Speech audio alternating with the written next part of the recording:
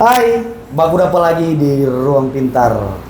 Baku bikin pandai, bukan baku lebih pandai. Ya. Kali ini saya mengundang tamu spesial untuk datang di tempat ini. Kita akan bincang singkat, bincang panjang lebar apa singkat ini nantinya. Tapi kita akan lihat apa yang akan Singkat, terjadi padat, dalam dan perbincangan ini. Di sana ada Bung Gio, Bung Ungke, saya sendiri, dan seperti biasa saya ditemani oleh Bung Stefan. Kali ini kita akan membahas mengenai ras terkuat di bumi. Kita akan bincang-bincang. Kita mau mulai dari mana dulu? Dari Ungke dulu.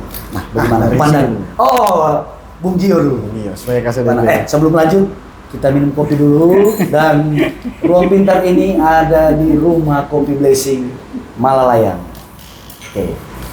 Nah, pendapat Bung Gio nih, ketika ras ini disebutkan bahwa adalah ras terkuat dan kemudian disamaratakan gendernya dengan pria ya, pandangannya seperti apa? Kayaknya Layak atau tidak sih?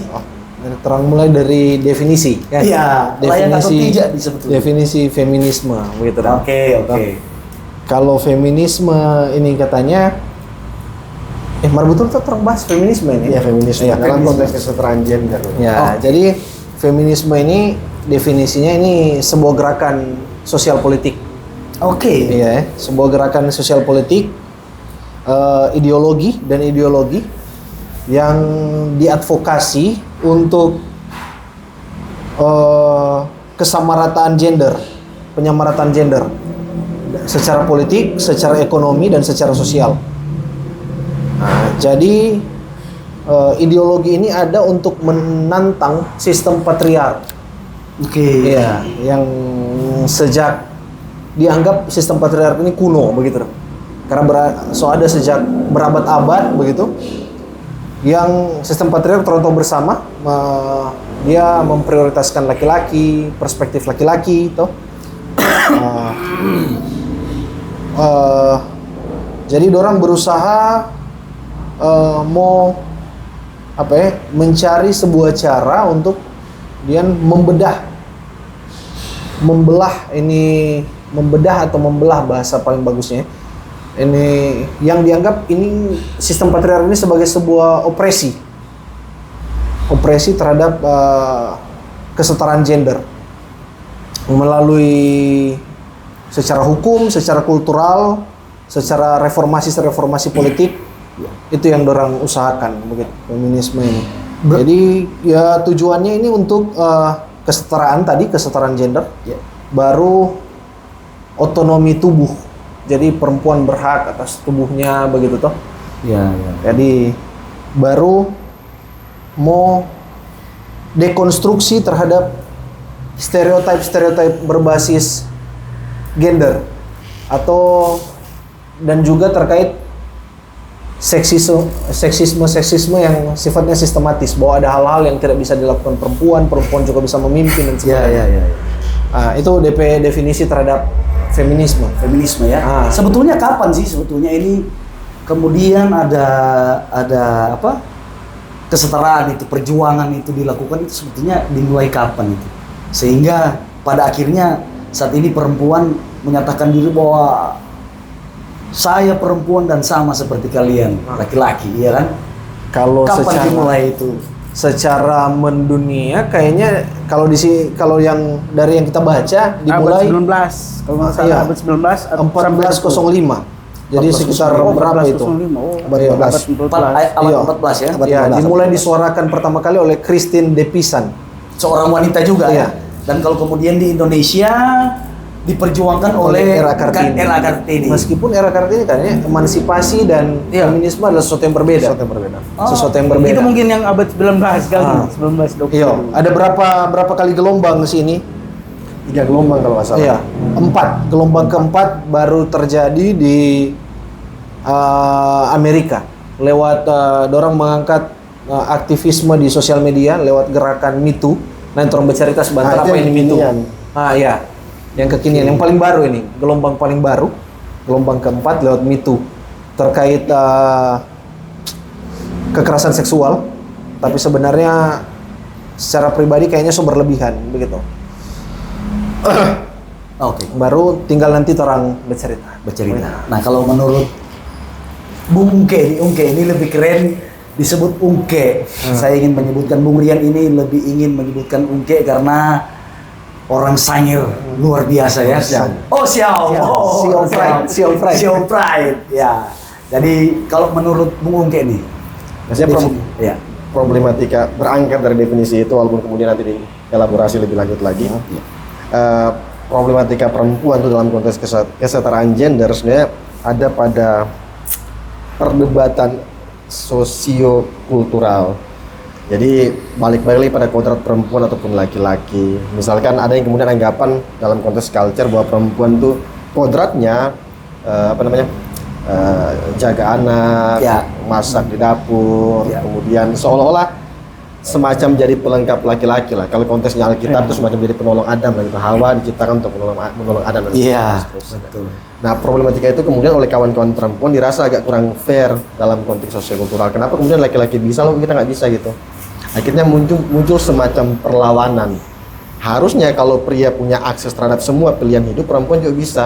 Nah, cuman problemnya proses perjuangan hak ini alih-alih kemudian menempatkan diri sebagai proses perjuangan menuju kesetaraan, malah seolah-olah kemudian menimbulkan kesan ingin dispesialkan. Makanya narasinya kan muncul terkait kalau laki-laki bisa jadi presiden, harusnya perempuan bisa. Kalau laki-laki bisa jadi CEO, harusnya perempuan bisa. Nggak pernah muncul narasi dalam konteks sosial, kalau laki-laki bisa jadi kuli bangunan, harusnya perempuan bisa. Kalau laki-laki kemudian bisa turun terakhir ketika kapal tenggelam, harusnya perempuan bisa. Nggak pernah kemudian muncul narasi model begituan dalam konteks perjuangan kesetaraan gender. Yang muncul malah tadi seolah-olah kemudian kesan ingin dispesialkan gitu. Kalau laki-laki bisa jadi pucuk pimpinan, harusnya perempuan bisa. Kalau laki-laki bisa diupah sekian US dollar, sekian rupiah, harusnya perempuan bisa. Makanya kemudian muncul pergerakan di dunia sepak bola misalkan. Pemain sepak bola wanita ingin kemudian diupah setara dengan laki-laki. Padahal dari sisi income kan tidak memungkinkan gitu. Yang nonton sepak bola wanita berapa banyak sih? Gimana sepak bola laki-laki? Nah, hal itu yang menurut saya pribadi cenderung menciderai perjuangan kesetaraan gender gitu. Karena buat saya pribadi, perempuan dan laki-laki tak akan pernah setara. Sampai kapanpun tak akan pernah setara. Oke. Perempuan itu posisinya di atas laki-laki harusnya. Laki-laki yang di bawah perempuan. So that's why laki-laki itu sifatnya menyediakan peradaban. Untuk apa ya? Untuk hidup perempuan juga. Simpelnya kayak gini lah. Kalau laki-laki itu punya kemampuan untuk menaklukkan dunia, ini laki-laki yang ideal lah dalam konteks bapak rumah tangga, bukan dalam konteks kepala rumah tangga lah. Laki-laki yang ideal gitu. Dalam banyak orang. Kalau laki-laki kemudian punya kemampuan menaklukkan dunia, dia pasti akan takluk pada satu wanita. Nah, ngapain si perempuan ini yang notabene kemudian sang penakluk dunia minta disetarakan? Itu kan kayak turun kasta, turun level. Harusnya lu bisa di atas laki-laki karena lu adalah sang penakluk dunia, tapi ingin disetarakan gitu. Kan turun level. Nah, harusnya nggak seperti itu harusnya. Oke. Nah, tadi disebutkan bahwa harusnya ketika ada seorang laki-laki yang bekerja bangunan tapi faktanya kalau kayak di Cina tuh kita lihat di media sosial, di Cina itu ada perempuan yang angkat namanya bahan bangunan ya kan, kemudian kayu. Nah, apakah kemudian bisa dengan perilaku yang demikian kemudian membantah apa ini nyatakan tadi Bung Ungge tadi? Dalam setiap hal pasti ada yang namanya anomali gitu. Dalam struktur biologi, laki-laki pasti lebih kuat daripada perempuan. Dalam konteks fisik, perempuan lebih mampu nahan sakit daripada laki-laki. Laki-laki sakit yang seperti apa gitu kan? Laki-laki kalau sakitnya menstruasi mungkin nggak bisa ditahan. Nah, perempuan lebih mampu. Otomatis secara struktur. Misalkan kan melahirkan. Iya, nah itu kodratnya. Katanya kan maksudnya 1000 kali lebih sakit kan? Iya, nah laki-laki yang mungkin bisa nahan itu. Makanya secara biologi perempuan, kalau rujukannya biologi, perempuan yang akan bisa setara dengan laki-laki. Nah, sosiokulturalnya kemudian seolah-olah kemudian bahasanya menggiring kita ke arah situ tuh. Makanya kemudian laki-laki itu cenderung jadi semacam tulang punggung peradaban gitu. Hampir semua teknologi di dunia dari zaman dulu hampir sekarang itu kan dibuild oleh laki-laki, dibangun oleh laki-laki. Bisa dinikmati oleh perempuan juga gitu. Penemu-penemu juga itu kan semuanya laki-laki, tidak ada. Karena betul. Misalnya Merlin Einstein, ya sebenarnya Albert Einstein. Adanya Albert Einstein, yang tak mungkin kan Mailan Einstein, ya kan? Sebenarnya belum ditemukan yang demikian. Sebenarnya perempuan ada, penemuan sistem WiFi, tapi kemudian jaringan 4G dan 5G itu awalnya ditemukan oleh sosok perempuan sebenarnya waktu era Perang Dunia Kedua kalau kita nggak salah. Cuman karena tadi yang Joe bilang patriarki terlalu kuat, seolah-olah dia itu artis Hollywood, lupa namanya, artis Hollywood cantiknya luar biasa, waktu itu dijuluki sebagai perempuan tercantik di dunia. Marilyn Monroe. Marilyn Monroe. Bukan Marilyn Monroe, bukan. Bukan. Jauh sebelum itu. Menemukan cara kerja WiFi itu yang kemudian jadi cikal bakal teknologi WiFi, jaringan 4G, 5G ditemukan oleh perempuan. Tapi karena dianggap dia itu orang panggung, lu cantik doang, tempatmu di panggung, penemuannya seolah-olah kemudian dipinggirkan. dia baikkan. Iya, nanti makin kesini baru sadar, oh ternyata betul yang dia bilang zaman dulu. Jadi perempuan sudah bisa. Nah, dalam konteks kesetaraan gender tuh, kalau dia berhenti pada proses semua baik laki-laki dan perempuan dapat akses yang sama terhadap semua pilihan hidup, oke. Nah, tapi persoalannya implementasinya jadi berbeda gitu. Perempuan ingin dispesialkan, minta dilindungi lewat undang-undang perlindungan perempuan. Nah, tuh. Nah, ini kesetaraan gender tadi kita bercerita secara menyeluruh ya. Tetapi kemudian kita akan masuk ke skupnya ke negara kita Indonesia nih. Nah, tadi sudah disebutkan kan bahwa kemudian ketika kesetaraan gender ini diberlakukan, kemudian di Indonesia sendiri ada undang-undang perlindungan perempuan dan anak. Dan ketika ada sesuatu dan lain-lain, apakah ini kesetaraan gender ini berkesesuaian atau tidak dengan budaya kita sendiri di Indonesia nih? Nah, pandangan Bung Jo, Stefan dulu. Gimana nih? Dalam konteks apa ini? Kesesuaian gender dengan kultur dan budaya kita di Indonesia. Ya, memang kan begini. Kalau bicara kultur, memang rootnya tadi sama yang Bapak tadi sampaikan bahwa sosiokultural itu sebenarnya yang menenggarai sebenarnya. Karena sistem seperti budaya dalam satu kerajaan Jawa misalkan, ada bahwa wanita itu sekolahnya tidak dan maksudnya harus lebih tinggi dari laki-laki. Jadi ada gerakan perlawanan karena memang sosiokulturalnya diciptakan begitu. Dalam konteks budaya kaum ningrat lah. Bahwa ketika seorang bayi perempuan itu lahir dalam satu kerajaan, dia tidak akan dianugerahi bahwa dia akan mewarisi sebuah kerajaan kan? Ya, itu budaya itu Indonesia ya? budaya Indonesia. Oke. Karena kita kan berangkat dari kerajaan-kerajaan. Ya. Dan punya historical yang lebih ya. Punya historical latar belakang yang menenggarai sampai pada masa era Kartini lah. Oke. Nah, bagaimana menurut pandangan Bung Gio nih? Layak atau tidak ketika kesetaraan gender ini diberlakukan di negara kita? Sementara saat ini kan ketika sesuatu terjadi, perempuan Indonesia tuh seringkali berlindung di bawah undang-undang perlindungan perempuan dan anak. Ketika merasa tertindas, kita perempuan, saya melapor ke PPA. Nah, bagaimana dengan kita melihat itu? Sebelumnya memang harus pakai bahasa Indonesia ini ya. Kenapa Pak? Kita bebas bahasa Manado, bahasa Indonesia atau bahasa slangnya ice breaking lah. Ice breaking ya. Nah, jadi begini, kalau untuk gerakan ini sebenarnya tidak sesivir di luar begitu. Oke. Tidak separah di luar. Karena kalau di budaya orang Asia itu bukan budaya liberal, sementara budaya Barat jauh lebih liberal. Tapi hari kemari kan orang melihat makin lebih banyak yang terpapar akan ide ini. Kita bukan orang yang kemudian mau berpikir terkait ini harus diblok karena kita punya stance yang berbeda, akhirnya ini barang harus seolah-olah dihalangi begitu. Enggak, tapi orang diskusikan secara masuk akal begitu. Bagi kita secara kodratnya berbeda begitu. Secara sifat tubuh manusia orang berbeda. Anatomi ya? Iya, anatomi orang sangat berbeda. Baru secara natur orang berbeda. Laki-laki cenderung mau pencapaian, sementara natur perempuan jauh lebih caregiving. Dia lebih perhatian terhadap DP memelihara DP keturunan dan sebagainya. Begitu tuh perempuan, mau dimanapun, terus sampai binatang begitu, cenderung begitu toh, bahwa dia peduli dengan DP turunan. Baru secara hormonal begitu. Terus secara hormonal sangat berbeda. Toh. Laki-laki ndak ada yang 1 bulan sekali tiba-tiba datang haid begitu, haid dan emosi naik turun begitu toh. Orang ya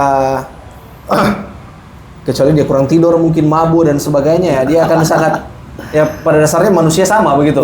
Oh, kalau dia ada dalam situasi itu mengganggu DP judgment. Dalam hal itu orang sangat berbeda. Tapi juga bagi kita apa yang terkesan baik, orang memperjuangkan kesetaraan, bahwa perempuan dan laki-laki itu sama. Orang mari berjuang bersama begitu untuk menjunjung ini. Bahkan banyak laki-laki yang turut serta dalam gerakan ini begitu. Cuman tujuannya, salah satu yang apa yang muncul dari implikasi dari gerakan ini begitu bagi kita.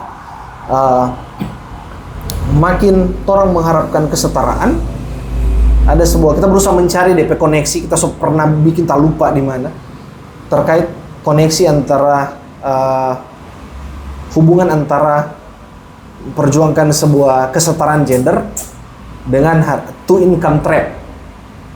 Jadi jebakan dua pendapatan begitu secara ekonomi begitu. Dulu perempuan dengan tradisionalismenya lebih banyak di rumah dan sebagainya, lebih sedikit perempuan yang bekerja. Orang tidak pernah membahas feminisme. Ada yang perempuan yang suka ya iya begitu, tapi kalau enggak ya enggak usah, di rumah dia punya pilihan untuk itu, dan dia enggak punya dorongan untuk itu. Sekarang makin banyak perempuan diarak, karena mesti punya kerja sendiri supaya dihargai dan sebagainya. Orang terjebak pada mesti punya 2 pendapatan. Bahkan hari ini banyak keluarga harus punya 3 pendapatan supaya tuh keluarga bisa hidup baik-baik saja. Suami, punya istri, dan anak. Suami, istri, dan cari usaha lain begitu. Iya. Cari usaha lain. Akhirnya put beban pada keluarga begitu dong. Orang ada pada kondisi itu, di mana akhirnya ada yang bilang akhirnya karena orang mendorong hal itu, lebih banyak pekerja yang ada. Karena sekarang pekerja bukan cuma laki-laki, pekerja juga dengan perempuan. Jadi lebih banyak pekerja daripada pekerjaan.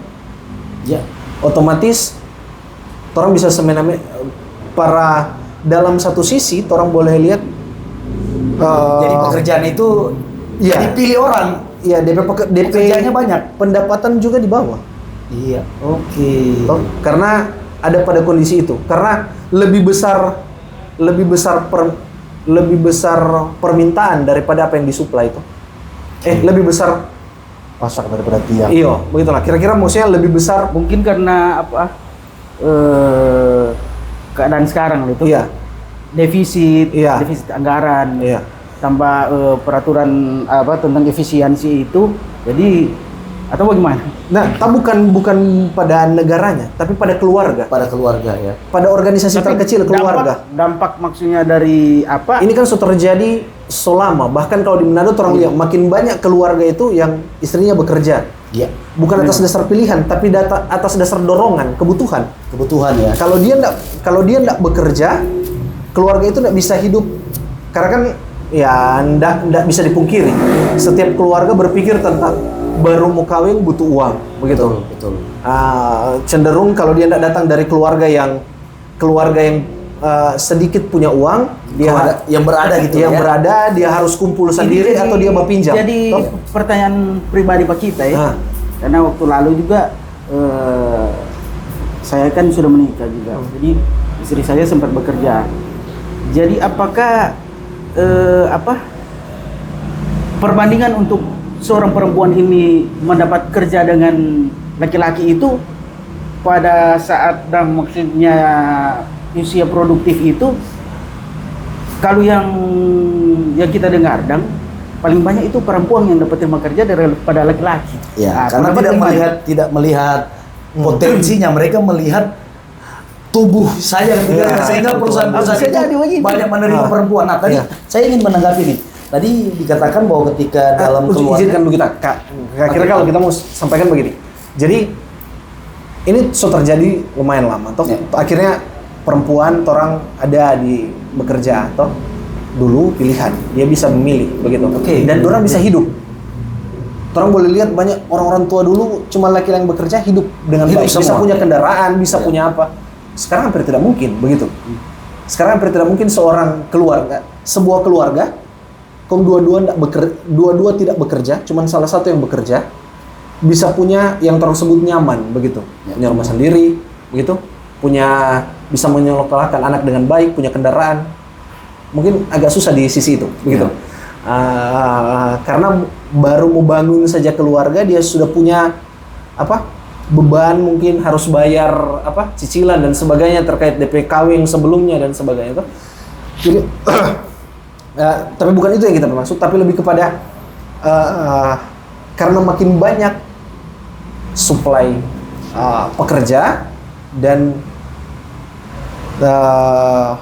jumlah lapangan pekerjaan itu makin kecil, orang kan harus berkompetisi antara perempuan dan laki-laki.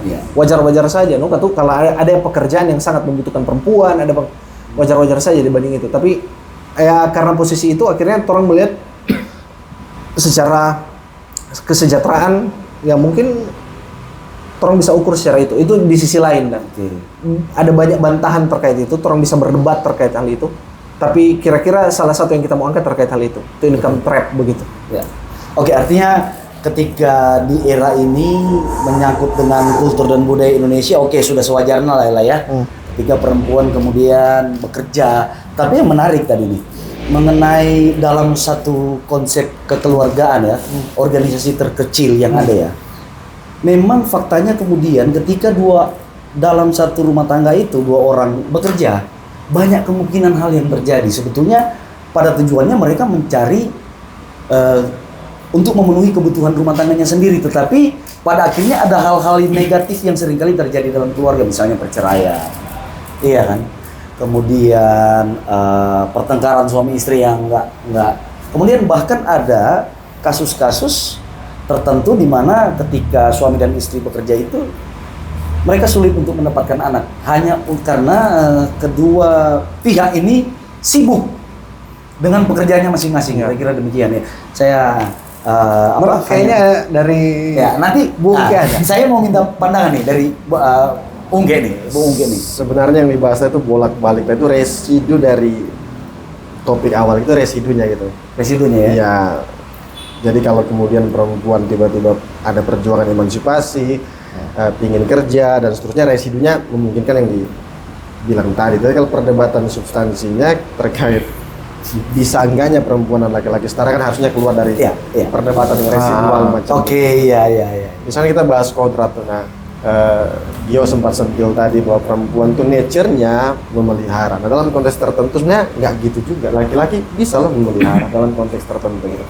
Nah kodrat perempuan kalau menurut saya pribadi dibatasi pada struktur biologisnya. Melahirkan otomatis kodrat perempuan kalau dia memilih untuk menikah dan punya anak, maka melahirkan tuh kodratnya. Menyusui itu kodratnya kalau dia memilih melahirkan dan punya anak dan seterusnya. Nah laki-laki nggak model kayak begituan. Nah kodrat perempuan terbatas pada itu. Terkait kemudian dia milih jadi ibu rumah tangga, dia milih jadi wanita karir, itu pilihannya, itu bukan masalah kodrat. Jadi ketika kemudian ada semacam stempel bahwa perempuan tuh kodratnya di rumah memelihara, itu yang keliru sebenarnya. Makanya kemudian muncul gerakan emansipasi karena ada implikasi sosial cultural tadi gitu. Seolah-olah laki-laki karena kemudian hidupnya memburu, akhirnya sejarah peradaban merekam, diwariskan ke peradaban seterusnya. Ya laki-laki yang bisa provide, perempuan tuh tugasnya ngurus dan seterusnya. Masak. Iya. Tapi kalau bicara kodrat tuh modelnya nggak kayak begitu. Di Amerika misalkan dad stay home kan udah banyak gitu. Laki-laki yang milih jaga anak di rumah, perempuannya yang bekerja. Dan oke saja sebenarnya. Yang penting datang dari kesepakatan gitu. Nah problematikanya jika bicara kesetaraan gender, nah perempuan juga harus sadari kesetaraan itu harus didefinisikan dalam konteks sosiokultural. Kalau kemudian perjuangan perempuan terhadap semua akses pekerjaan, itu dimaklumi, dimengerti gitu. Perempuan bisa jadi presiden, bisa jadi kuli, bisa kalau lu mampu gitu. Nah kalau nggak mampu ya stay to the man, biarkan ke laki-laki gitu. perempuan kenapa sih harus turun duluan ketika kapal tenggelam? Karena secara fisik nggak mungkin dianggap lebih lemah daripada laki-laki, makanya laki-laki yang terakhir dan seterusnya.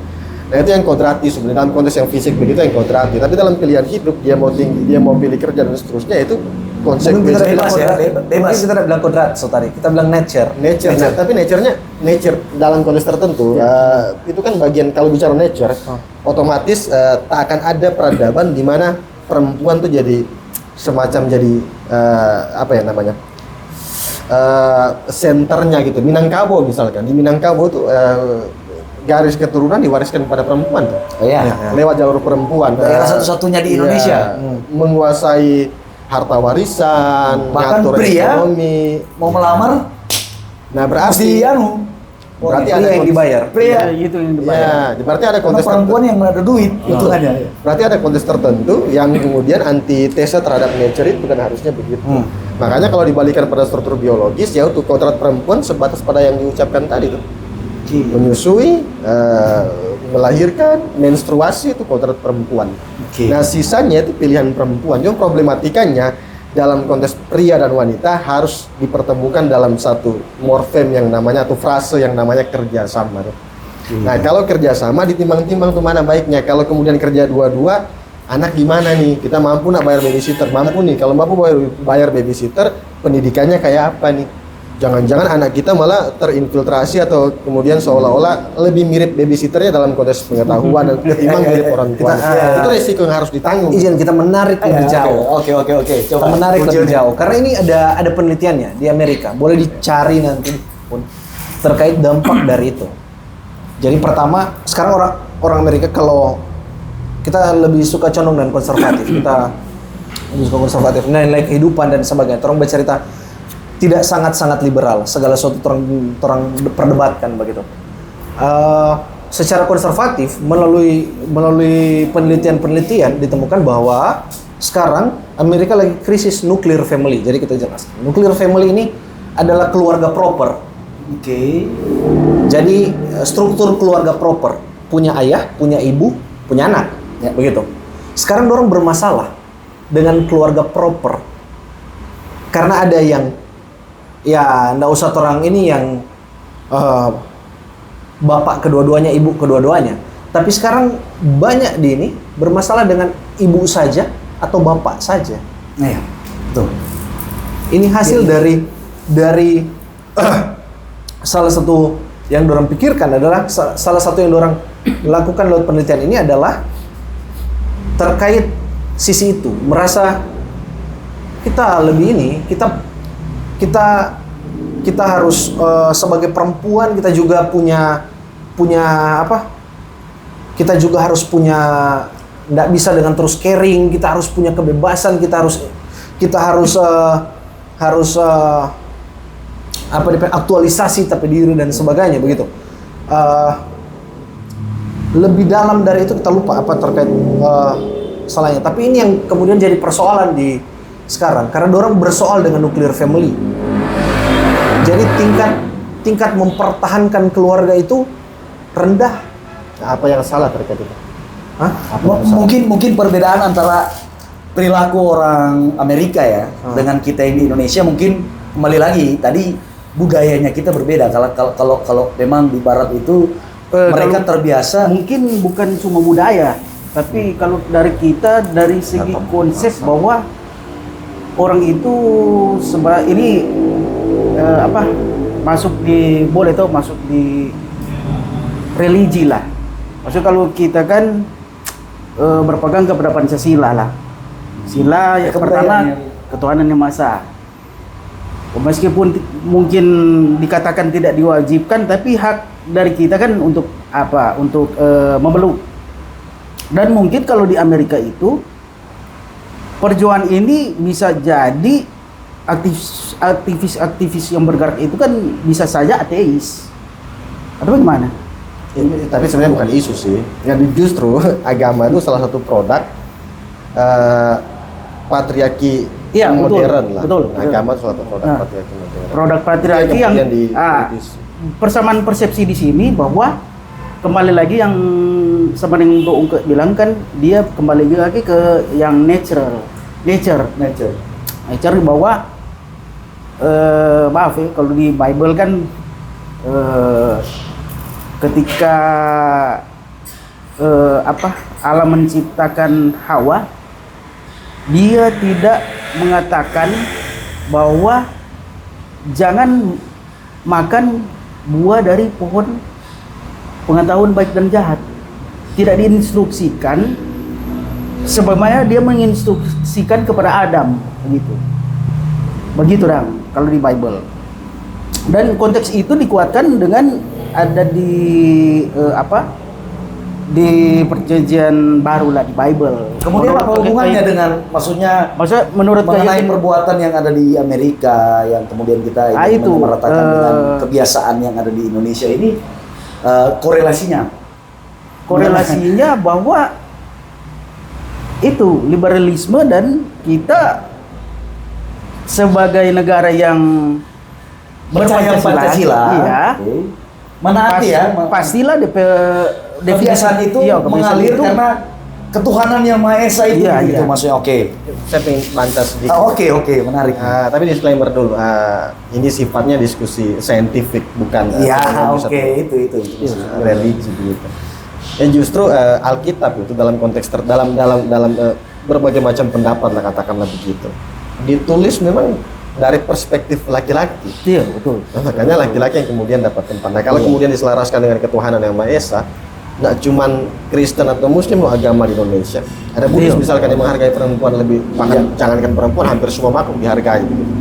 Jadi ketika kemudian atas dasar Pancasila kita bilang bahwa perempuan sifatnya di rumah, laki-laki itu imam, agak keliru kalau landasannya Pancasila. Karena ketuhanan yang Maha Esa itu kan tak terbatas pada Muslim, Kristen atau agama laki-laki, perempuan ya. Tapi kemudian kan hampir seluruh kepercayaan. Ada kepercayaan yang menempatkan perempuan pada posisi yang terbilang luar biasa gitu. Dalam konteks tertentu gitu. Nah, jadi kalau diselaraskan itu agak kurang tepat. Menurut saya pandangan. Saya melanjutkan tadi yang dipotong tadi. Jadi kemudian apa tadi? Saya di Indonesia akan ke arah situ atau gimana itu gitu? Iya. Karena kalau kita punya ketakutan bahwa dia mengarah ke sana. Makin torang tapi pembenaran adalah makin torang edik dengan bukan edik apa biasanya, makin torang push nih idea, meskipun kita tidak pada posisi untuk melarang, lebih torang diskusi begitu. Ke arah sana begitu. Karena itu yang torang lihat, karena itu yang boleh torang lihat di Eropa, terkait bagaimana apa nama ini? Tadi yang kita maksud role-nya keluarga jadi menurun juga dorang tingkat perkawinan begitu. Baru terkait turunnya natalitas, tingkat natalitas turun begitu, kelahiran begitu. Jadi secara society itu ada dampak buat orang. Secara sosial itu punya dampak buat orang.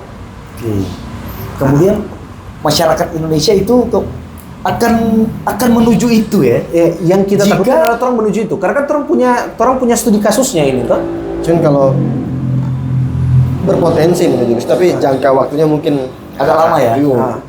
Karena kan sampai sekarang masih banyak perempuan Indonesia yang tak ingin menikahi bapak rumah tangga begitu kan. Ya, itu orang keuntungan karena orang masih sangat berpegang pada sisi kultur dari orang itu begitu. Maksudnya banyak perempuan yang tidak mau menikahi bapak rumah tangga, bagaimana itu? Maksudnya konteksnya seperti apa? Maksudnya mana ada perempuan yang pengen nikahi pengangguran gitu kan? Iya, kecuali mapan lah. Pekerjaannya ada standar ya, kecuali dia anaknya pemilik orang kaya gitu ya, Indogrosir atau Indomaret atau apapun itu lah. Tapi kalau laki-laki mau aja ibu rumah tangga gitu, bebas saja, mau saja, nggak apa-apa. Yang penting dia cocok deh, mau aja. Nah, makanya dalam konteks laki-laki karena nggak cocok juga ada mau. Ini yang jadi pertanyaan kita bahwa apakah potensi seperti itu akan terjadi seperti yang sudah terjadi di Jepang dan Korea? Jepang dan Korea kan tingkat pernikahan itu dan maksudnya tingkat untuk memproduksi bukan berketurunan lah itulah yang tadi kembali, karena di sana orang perempuan untuk beraktivitas tuh udah sama kayak pria. Mereka laki-laki 24 jam bekerja, mereka bisa 24 jam. Kayaknya itu beda leading impact. Kalau yang itu terkait ekonomi toh, dia mulai dari ekonomi. Kalau ini kan Iya. ini mulainya dari Setaraan. iya, kalau dari barat itu mulainya dari ideologi. Jadi karena dorang sangat bebas terkait itu, dorang berhak punya datang dengan berbagai ideologi pikiran toh. Oke. Gitu. Cuman di satu sisi macam tadi pertanyaannya, salahnya di mana sih? Apa salahnya kalau kemudian ada model begituan? Salahnya di mana? Aman-aman saja kan harusnya. Penurunan itu. Penurunan apa? Maksudnya enggak apa-apa kalau orang secara nilai keluarga yang orang junjung di ini berubah begitu. Iya, makanya ada konsekuensi tadi. Terkait perempuan dan laki-laki kan ketemu sama yang macam saya sampaikan sebelumnya. Ketemu sama satu frase yang namanya kerjasama. Nah, kerjasama itu melahirkan konsekuensi gitu. Kalau kerjasamanya memutuskan perempuan harus di rumah, laki-laki yang kerja, oke, konsekuensinya apa gitu. Kalau kemudian laki-laki yang harus kerja, perempuan yang harus kerja, laki-laki di rumah, konsekuensinya apa? Sejauh kemudian organisasi paling kecil macam yang Kak bilang tadi, sepakat bahwa keluargaku pengen ke bawah ke sini loh. Nah, kontes kerjasamanya ini loh. Ya, dua-dua kerja, konsekuensinya apa? Berpotensi anak dididik orang tua atau babysitter. Siap nggak dengan konsekuensi itu?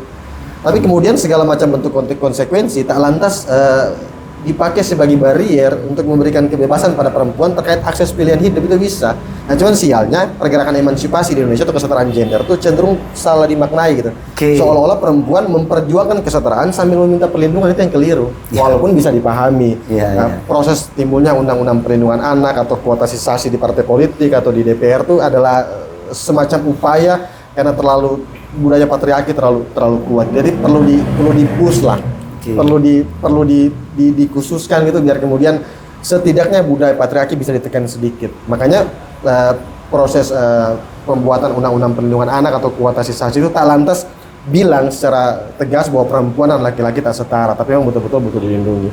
Nah, cuman sesat berpikirnya di situ. Kalau kemudian diksi yang dibawa kesetaraan perempuan, kesetaraan gender, itu agak keliru. Harusnya yang dibawa bukan kesetaraan gender, kerjasama pria dan wanita berdasarkan kontraknya gitu. Akhirnya pada konsensus. Menarik nih. Kontrak sosial namanya. Tapi Iya, kontrak sosial. mungkin Karena kalau minta setara agak akan susah. terjadi ketimpangan ketika penghasilan dari istri lebih besar dari suami. Nah, itu soal ego lagi. Itu Iya. konstruk sosial balik-balik. Dia balik lagi. Kalau buat kita itu residunya juga, tapi lebih kepada kesetaraan gender kemudian tidak dimaknai sebagai gerakan kesetaraan, tapi dimaknai sebagai gerakan menspesialkan diri gitu. Perempuan harus spesial. Sesuai perempuan yang diperjuangkan banyak kaum wanita itu adalah posisi-posisi enak gitu. Jadi pilot, jadi kapten kapal. Mana ada yang kemudian mau jadi pekerja tambang rakyat misalkan? Khususnya Indonesia ya, Indonesia kita hampir ngomong seluruh dunia. sedot WC misalnya. Iya, sedot WC misalkan. Nggak ada perempuan yang kemudian bercita-cita jadi tukang sedot WC gitu. Tapi kemudian kalau tadi saya bilang tadi di Cina kita nggak, oke, kita ambil konteks Indonesia saja mengenai hal yang disebutkan oleh Bung Ungke ini. Saya belum pernah melihat memang ada perempuan yang bercita-cita jadi damkar gitu. Iya. Mereka jadi pemadam kebakaran itu cuman yang saat ini saya lihat ya memang karena memang ingin jadi ASN aja. Sehingga ketika ditempatkan di tempat itu mau-mau aja karena jadi ASN. Tapi untuk bercita-cita masuk ke tempat situ tidak ada. Walaupun pria juga nggak ada rasa-rasanya, nggak ada pria. Nggak ada yang mau. Ya, Ya. cita-citanya tiba-tiba dibawa gitu jadi tukang sampah kan nggak ada juga pria. Ya, oke. Jadi intinya itu kalau suara perempuan atas nama kesetaraan gender yang diperjuangkan yang enak-enak saja, nah itu problematikannya gitu. Oke. Ketika kemudian perempuan ditempatkan pada posisi yang kurang enak, berontak gitu. Angkat galon, berontak. Undang-undang PPA. Suami yang mesti angkat, ngapain istri yang angkat? Jadi ketika diperhadapkan pada kondisi yang kurang enak, Soal dia meniadakan yang iya, sebelumnya. seolah-olah jadi peran laki-laki bukan peran perempuan itu. Ya. Nah, kalau harusnya perempuan sadar bahwa secara biologis memang punya keterbatasan dalam kondisi tertentu. Unggul di satu sisi, lemah di begitu pun laki-laki punya keunggulan dan kelemahan. Nah, ketika muncul kesadaran itu, maka proses perjuangan kesetaraan gender harusnya menjadi kabur tuh. Jadi yang diperjuangkan tuh proses ideal gender yang ideal. Datangnya dari konsensus tadi. Idealnya laki-laki perannya ini loh, sepakat, oke. Balik pada kemudian kelompok yang paling kecil, keluarga. Sepakat nggak laki-laki tulang punggung? Sepakat. Sepakat nggak perempuan tulang punggung? Sepakat. Sepakat nggak dua-duanya tulang punggung? Sepakat. Konsekuensinya tanggung bersama. Oke, ini menarik nih. Artinya di Indonesia sendiri undang-undang perlindungan perempuan dan anak udahlah ya untuk perlindungan anaknya ya, tetapi perlindungan kayaknya harus di judicial review nih. Harus ada apa tadi? Bukan perlindungan perempuan tetapi kesepakatan antara pria dan wanita, bisa dibilang demikian. Atau ditarik pada ranah pidana umum saja gitu. Siapapun yang menyakiti ya dipidana begitu. Perempuan ditempeleng ya dipidana. Harusnya ada undang-undang perlindungan laki-laki juga kan? Iya, ya nggak perlu ada sebenarnya. Harusnya perlindungan manusia saja gitu kan. Ya, sama-sama dilindungi. Karena laki-laki itu karena ada konstruk sosial yang macam begitu, laki-laki ketika dikolekto oleh perempuan malu ngadu itu. Lapor. Malu ngadu kan? Oh, malu ya. Seolah-olah cuma perempuan kolekto mau lapor-lapor bancingan. Iya. Seolah-olah kalau perempuan pukul laki-laki, anak perempuan yang pukul gua. Nah, karena konstruk patriarki tadi memang itu implikasinya ke situ. Iya. Nah, itu yang harusnya secara fundamental harus dijelaskan bahwa dalam konteks tertentu nggak bisa lu setara. Kalau setara kemudian diterjemahkan sebagai sama rata. Tapi kalau kesetaraan diterjemahkan sebagai hak terhadap semua pilihan hidup, oke. Baik laki-laki dan perempuan berhak terhadap semua pilihan hidup. Mau jadi pembunuh bisa, mau jadi pastor bisa, mau jadi apa bisa, itu oke lah dalam konteks tertentu. Kalau kesetaraan diterjemahkan seperti itu, tapi kalau kesetaraan diterjemahkan betul-betul, wah perempuan itu kalau main bola bisa lo sama laki-laki. U17 negara tertentu versus tim nasional perempuannya dibantai pasti tim nasional perempuannya kalau U17-nya laki-laki itu. Karena memang secara konstruk fisik udah beda. Nah itu nggak bisa. Dalam konteks itu kesetaraan nggak dapat tempat. Kesetaraan diterjemahkan sebagai itu hak terhadap baik pria maupun wanita terhadap semua akses pilihan hidup. Nah itu diberikan equal, diberikan sama, bebas. Nah tapi kalau diberikan sama, jangan sampai kemudian perempuan lagi-lagi atas nama kesetaraan gender yang diperjuangkan yang enak-enak doang gitu. Yang nggak enak nggak diperjuangkan. Mana ada perempuan yang kemudian berjuang terkait pekerjaan-pekerjaan yang keras. Oh perempuan juga bisa lah bla bla bla. Walaupun mungkin ada anomali di beberapa tempat, ada perempuan yang jadi tukang dan seterusnya. Tapi kalau tukang perempuan sehebat-hebatnya perempuan yang ngangkat bata, pasti lebih ketemu sama laki-laki yang hebat. Oh lebih hebat laki-laki pasti. Karena secara biologis udah beda gitu. Testosteron laki-laki lebih tinggi daripada perempuan. Itu memungkinkan massa ototnya lebih besar daripada perempuan. Beda nggak mungkin setara. Ya terima saja sebagai konsekuensi kodrati gitu. Nature-nya di situ. Tapi soal memelihara tadi, soal jadi ibu rumah tangga, soal jaga anak itu bukan kodrat gitu. Itu pilihan hidup. Pilihan hidup. Bisa di-take, bisa enggak. Kita bukan bicara terkait DP di sisi itu apa? Dia punya kodrat memelihara begitu, toh? Dia punya nature memelihara begitu. Nature itu kan definisi dulu biar kita nggak salah paham. Sifat alaminya begitu. Orang punya sifat alami memelihara. Memelihara itu sebenarnya bukan sifat alami dalam konteks tertentu. Itu lahir dari macam tadi, konstruk budaya. Karena memang betul itu basicnya biologi. Laki-laki cenderung lebih kuat, melahirkanlah budaya bahwa laki-laki yang berburu, perempuan yang memelihara. Tapi bagi kita itu nature, begitu dong. Terus sama menganggap dia sebagai sebuah. Saya setuju dengan Bung Ungge karena mengenai memelihara, laki-laki sebetulnya juga bisa. Iya, bukan berarti orang nggak bisa memelihara. Karena pada dasarnya dia menyusui itu kan memelihara. Oh, betul itu berarti. Iya. Maksudnya dia apa? Mengandung 9 bulan dia memelihara. Nggak mungkin orang tiba-tiba mau pindah tuh barang itu. Kenapa? Oke. Kemarin. Artinya udah secara alamiah sedemikian begitu. Oke. Bukan berarti kita menolak bahwa kemudian perempuan tidak bisa bekerja dan sebagainya. Yang kita takut biasanya makin orang mendorong ide itu, makin jauh dia melangkah sama dengan negara-negara lain menjunjung feminis begitu. Oke. Nah harusnya kemudian karena sekarang orang semua berusaha berpikir semua ide pasti pada dasarnya datang dengan pikiran-pikiran yang baik. No? Tapi ujungnya seperti apa? Itu yang harus orang pertimbangkan begitu. Orang bisa melihat dengan negara-negara lain begitu. Lebih mudah kan orang belajar dari orang lain yang so tacolo daripada orang tacolo sendiri begitu. Oke. Nah kemudian kalau ada hal demikian, apakah seharusnya negara kita ini mengantisipasi hal tersebut ketika akan kemudian ke depan kita akan mengikuti hal-hal yang terjadi, akan menuju ke hal-hal yang terjadi kayak di negara yang berbeda, kayak Amerika misalnya. Kalau langkah antisipasi apa sebetulnya yang harusnya ada penanganan, harusnya ini kita ngomong aja di sini mau didengar atau tidak, pokoknya yang penting ada pikiran untuk mengeluarkan hal ini. Kira-kira bagaimana? Kita belum tahu sekrusial apa sekarang. Ya. Orang berpikir terkait orang menjunjung feminisme begitu. Kita belum tahu sekrusial apa begitu. Tapi kembali lagi bukan pada sisi di mana pikiran ini harus diblok begitu. Ideologi pikiran ini harus kemudian orang pemerintah lewat aturannya harus membatasi. Enggak. Orang perdebatkan saja supaya datang konsekuensi sosialnya. Iya, supaya datang pikiran-pikiran waras begitu. Ya. Terkait konsekuensi-konsekuensi ini. Karena kita juga bukan orang yang anti dengan perempuan bekerja dan sebagainya. Tapi maksudnya jangan kalau perlahan-lahan perempuan bekerja tanpa dorongan seolah kita harus feminis begitu, kayaknya baik-baik saja begitu. Tapi kalau datang dengan pikiran-pikiran itu tiba-tiba bisa jadi orang merusak tatanan sosial seorang timur begitu. Seorang timur. Karena orang mungkin masih ada pada berpikir orang masih sangat terjaga ketika seorang perempuan tidak mau menikah dengan seorang laki-laki yang tidak punya pekerjaan. Orang masih sangat terjaga dalam sisi itu. Tapi betul juga dari Bro tadi bilang bahwa tiba-tiba kalau perempuan yang memiliki gaji yang lebih tinggi, faktanya juga orang lihat banyak juga yang bercerai begitu. Ya. Oh ya, Itu ini sepakat. kalau kita mengindikasikan tunggu sebentar. ini lebih ke pribadi sih. Nah, Lebih bukan ke sosial tapi Iya. lebih ke wanita itu sendiri. meskipun kita tidak tahu kalau di Indonesia. Karena meskipun kita tidak tahu kalau di Indonesia. Potong ya kalau dari segi apa ya, bukan kultural sih, tapi dari segi individu itu bahwa perempuan itu bisa mempermainkan perasaan laki-laki. Nah, itu konteks yang berbeda. Iya, itu konteks yang berbeda, Iya. tapi itu menjadi senjata. Bisa menjadi weapon, kan? Dalam konteks individu. Bukan dalam konteks pergerakan nih. Sosio-kultural dan Ya, sebagainya. artinya bisa sebaliknya, perempuan bisa menyakiti laki-laki dan perempuan demikian juga kan demikian. Oh, ya, Nah, tadi ada yang menarik nih.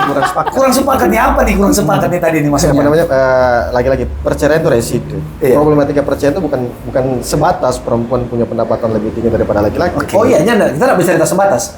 Kita tidak bercerita sebatas. Tapi Apa mungkin kayak tadi tuh? tapi betul, orang bisa lihat salah satu dia punya bagaimana kita bilang? Dia jadi salah satu kondisi di mana Salah satu indikasi Benar. Ketidaksepakatan ini apa maksudnya? Ya, dalam Dari sisi apa nih? perceraian itu terkait permitif. Oke. Perasaan legowo lah, kurang lebih kayak gitu. Balik lagi ke konsensus tadi gitu. Kalau tiba-tiba laki-laki pendapatannya lebih tinggi, ya nggak menutup kemungkinan dia punya selingkuhan, peliharaan dan Oke, seterusnya. iya. Kalau perempuannya kurang permitif, pasti cerai juga gitu. Walaupun Iya. perempuannya nggak punya penghasilan gitu kan. Jadi persoalan perceraian itu bukan terkait siapa yang menafkahi dan siapa yang tidak menafkahi, tapi terkait itu permitif tadi. Betul. Nah, kalau perempuan pendapatannya Mungkin lebih tinggi, ya, perempuan pendapatannya lebih tinggi, di satu sisi dia memainkan perannya sebagai istri yang betul-betul support suami, itu bisa kebalik nantinya. Bisa tiba-tiba kalau dia betul-betul memainkan peran luar biasa dalam konteks rumah tangga, permitif, ngedukung, legowo dan seterusnya, bisa harmonis saja gitu. Atau misalkan dia bilang, oh ternyata memang sebagai pria lu tuh cocoknya ngurus keluarga gitu. Kalau kita ini agak generalisasi, jadi kita ngambil contoh paling sederhana Inul sama Mas Adam misalkan. Mas Adam itu ya bapak rumah tangga dalam konteks tertentu, walaupun ya dia pekerjaannya memanage Inul gitu. Nah Inul nggak apa-apa, dia permitif, dia sangat mencintai suaminya, nggak cerai juga gitu. Ya. Sekarang Mas Adam yang lebih banyak job daripada Ya. Inul. Nah itu kan proses. Iya. Perceraian nggak bisa kemudian tiba-tiba jadi faktor tunggal bahwa perempuan lebih tinggi pendapatan ataupun laki-laki lebih tinggi pendapatannya permitif tadi gitu. Kan ada fase di mana cinta itu membara ketika pacaran luar biasa, apapun jadi enak. Tapi lama-lama cinta membiasa kalau kata Mario itu gitu kan. Nah proses ketika cinta membiasa ya tadi harus ada perasaan permitif, harus ada komunikasi yang jalan dan seterusnya. Dan walaupun faktor ekonomi memang jadi salah satu indikasi perceraian, memang jadi salah satu indikasi perceraian. Tapi kalau kemudian ada semacam tadi kerjasama dan harusnya baik-baik saja. Jadi problematikanya bukan di situ, problematikanya lebih pada ego masing-masing pasangan gitu. Oke. Kembali ke pribadinya Iya, ya. kita bisa kayak gini, Itu kan yang saya miskin maksud sebagai tadi. suami. Wah, kita harusnya bisa dapat suami lebih kaya, ego kan tuh, mainnya ego. Ketika dia dapat suami lebih kaya, dapat nih misalkan, suaminya punya simpanan. Mana begini bla bla bla, cerai lah kan, itu persoalan ego saja.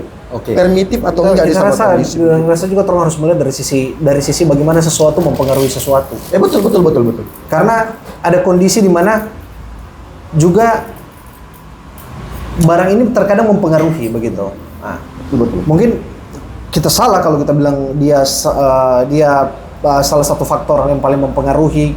Kita lupa ingat, kayaknya salah satu faktor kita bilang. Tapi maksudnya kita kembali lagi berkaca. Contohnya, orang lihat, baru kita cek. Toh, ternyata kalau di Jepang betul ternyata. Jadi perempuan karir fokus begitu. Ya. Dia sangat fokus. Makanya baking populasi Jepang lebih banyak orang tua begitu toh. Ya. Toh, dia piramida terbalik begitu. Karir fokus. Jadi ada orang yang tidak lagi karena dia mau mencari yang pasangan yang setara dia, agak susah lagi begitu. Ya. Dalam posisi itu baru kalau menurut dorang tes terhadap apa?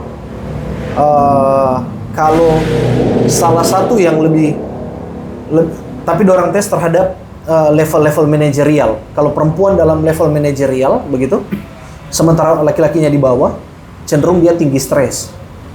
Ya, jadi susah melahirkan. Baru karena stresnya tinggi begitu, jadi persoalan lebih ini. Sementara ada dalam kita kurang tahu salah satunya kita kurang tahu, tapi yang kita ingat salah satunya karena mood swingnya terkait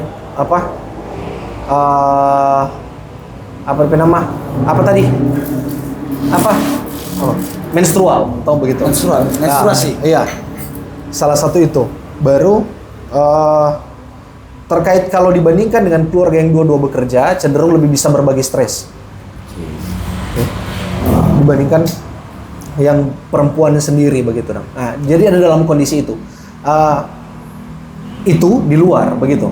Tapi bagi kita segala sesuatu bisa orang jadikan studi kasus begitu tuh. Ya. Betul. Orang boleh lihat sebagai studi kasus. Oke, kembali lagi tadi ke wilayah kita nih. Tadi sebutkan ada sesat pikir ketika seorang wanita salah interpretasikan mengenai kesamaan gender ini. Kesetaraan gender. Apa tadi yang gitu yang diperjuangkan oleh Era Kartini ini? Artinya bahwa sebetulnya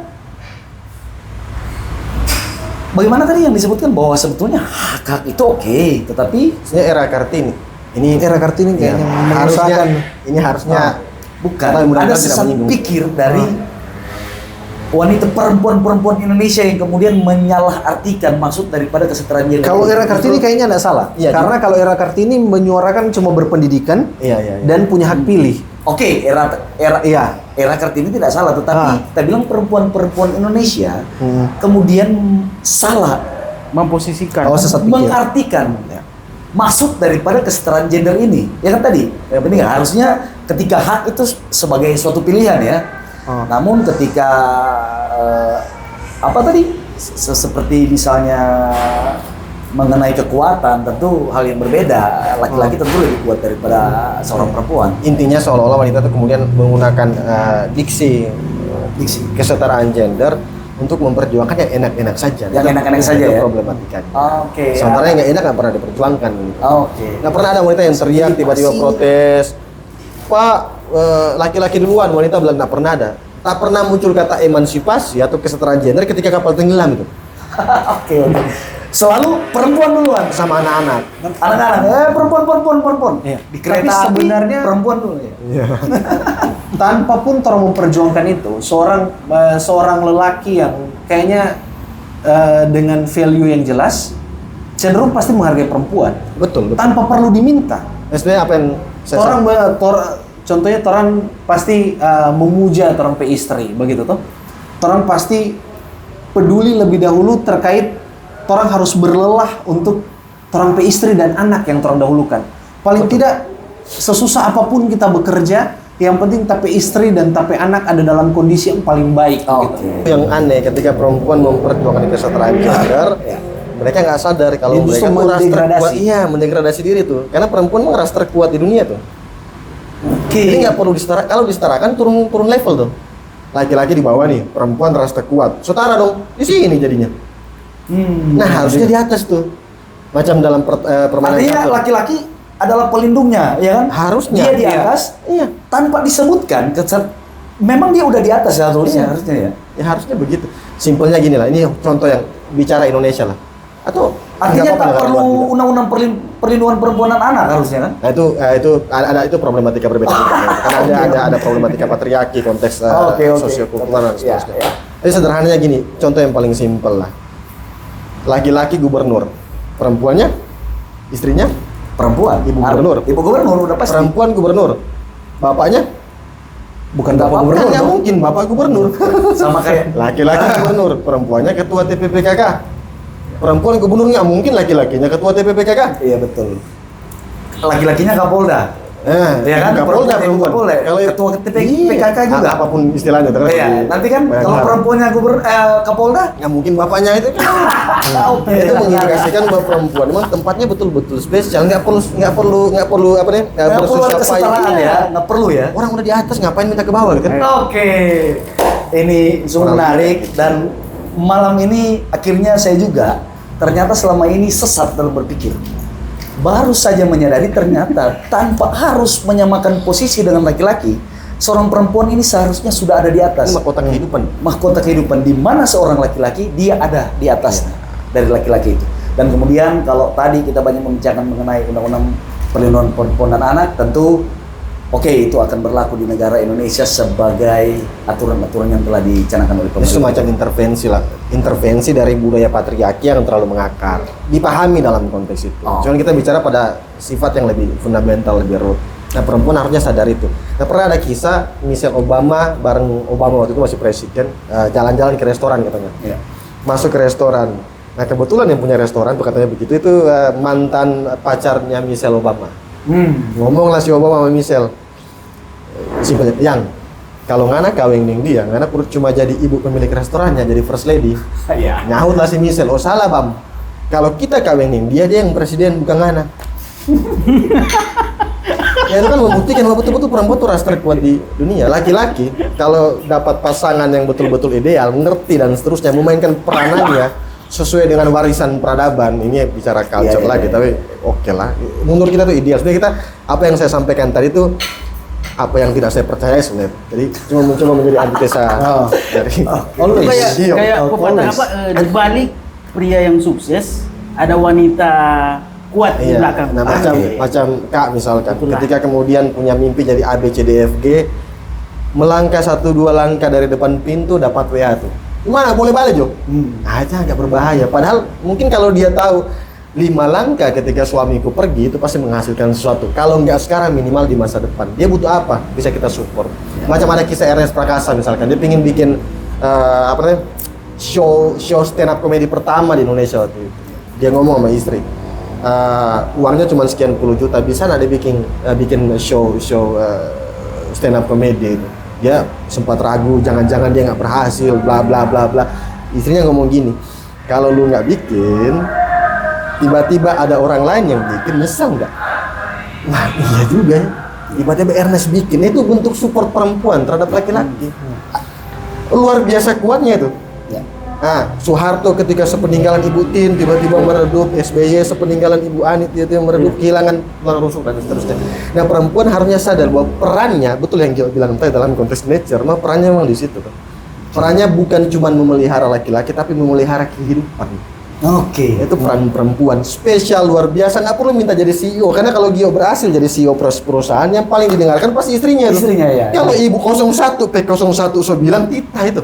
Ya, karena pengalaman saya juga kayak misalnya ya, oke. Orang udah di atas. Pada intinya perempuan kalian adalah Ras terkuat ras terkuat di bumi ini dan kesetaraan itu hanya karena hal-hal yang Karena budaya patriarki yang terlalu mengakar. ya, oke. Penting diintervensi dalam konteks tertentu, penting diintervensi Oh. sebenarnya. Demikian Ruang Pintar kali ini kita membahas tentang mengenai ras terkuat di bumi dan pada akhirnya para perempuan tanpa kesetaraan gender itu kalian ternyata adalah ras yang memang spesial di bumi. Demikian Ruang Pintar kita pada malam hari ini. Sampai baku dapat ulang di Baku Bikin Pandai bukan Baku lebih pandai.